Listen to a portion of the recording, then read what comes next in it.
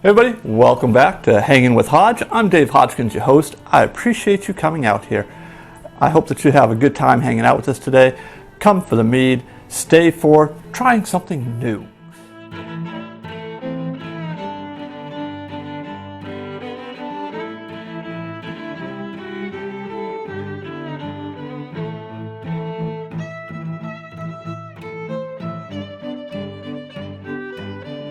So I'm going to do something I've never done before, and I don't know if it's going to turn out well. I've read that it's a good idea, but I have not actually done it before. And I'm actually going to, I do most of my loading of flavor in the primary. I've never done a secondary.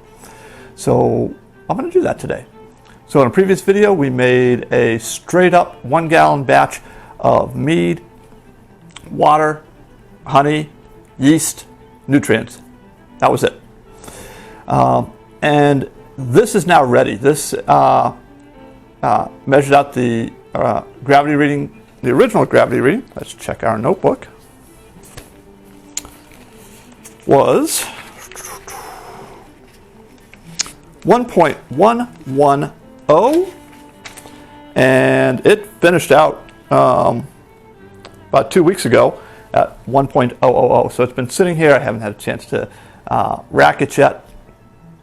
But I thought, you know what, I want to do something before I actually rack it. And so what we're going to be doing today is I want to add a little bit of complexity to the mead. So we're going to add oak chips to it.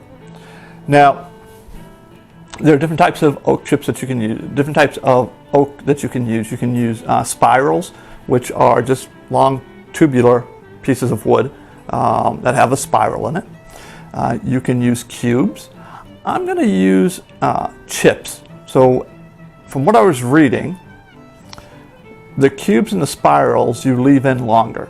There's less surface area. With the chips, with the oak chips, because there's more surface area, you don't need to leave it in as long. So I'm going to actually put them into my bag here, my brew bag, which has been sanitized. By the way, everything's always sanitized. Make sure that everything's sanitized first. So I've got oak chips over here in this bowl here. I rinsed them off just so that don't have any dust or debris in them. The actual oak chips that I'm using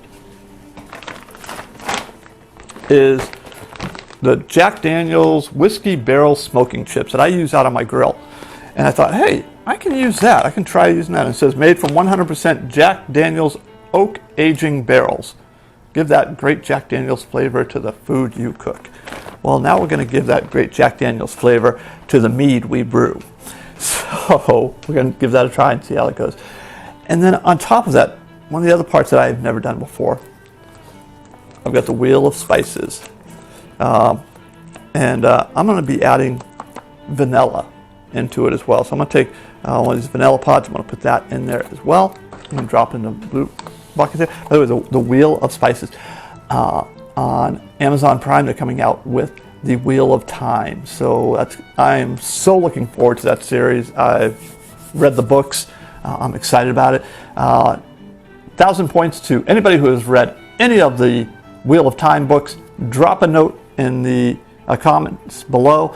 What's your favorite character from that series? 1,000 points to anybody that leaves a note to that effect.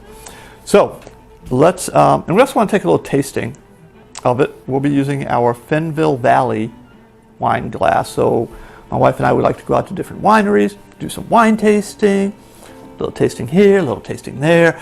And one of the ones that is actually pretty close to us is Fen Valley here in Michigan, western side of Michigan. And they've got some great wines there. We always bring home a case whenever we go over there. But they've got a great vineyard there. You can go and tour the vineyards, you can tour the winery. They've got a great tasting room.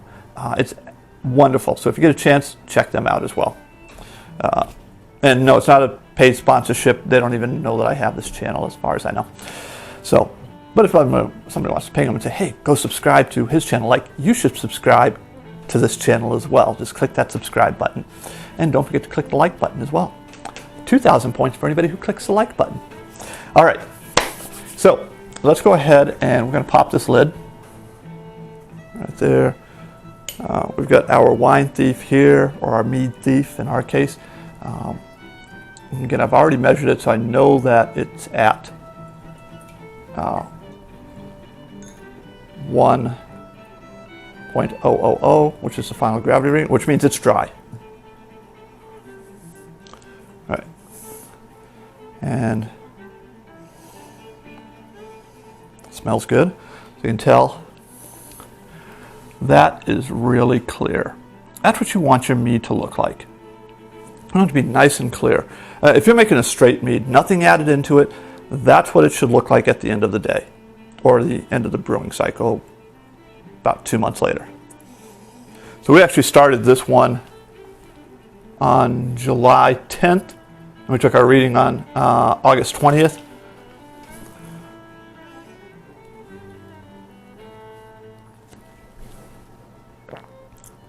We got a good aroma to it with the honey. Not a lot of complexity in there.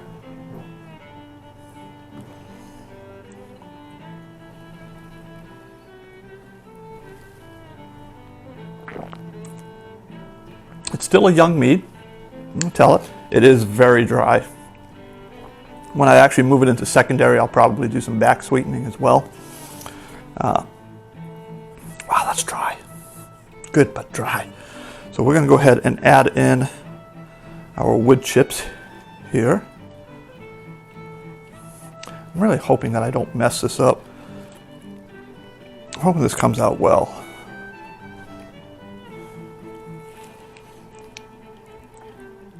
I hope I don't ruin it.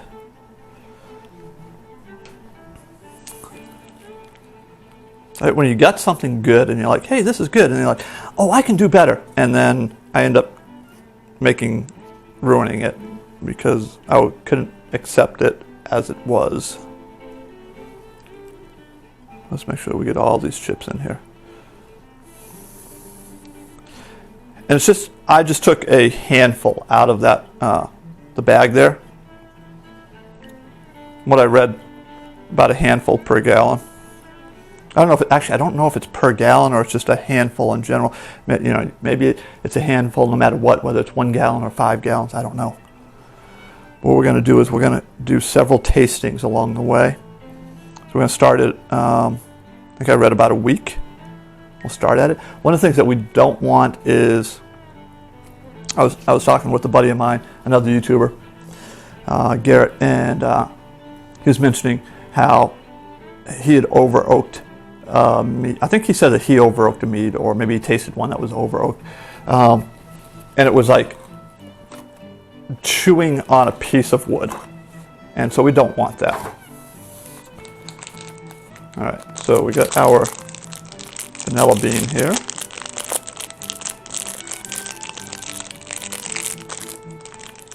So get this open.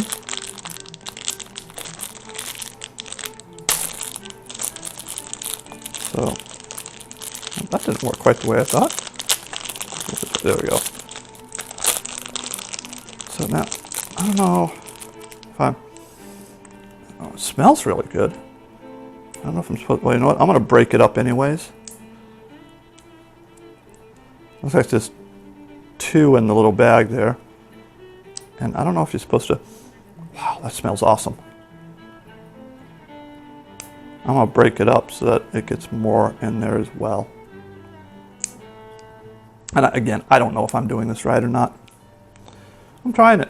I'll try it. Worst case scenario, this is a 1 gallon batch. I would not do this with one of my 5 gallon batches. 5 gallon batches are for when I do something I'm like, wow, I really like this, and I'll make it. It's like the mango mead, the straight mead. You know, I'll do a straight mead. The apple pie mead, oh, that's good.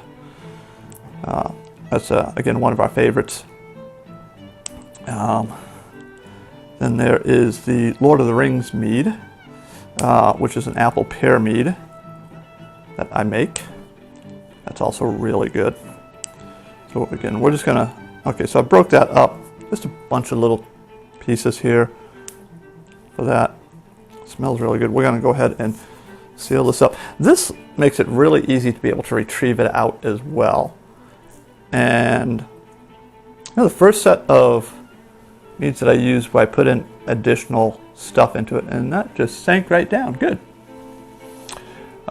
When I added in other stuff in there, I just threw like the cherries in and stuff, and then I had to scoop them all out and stuff. And I found that using a brew bag just makes life so much easier.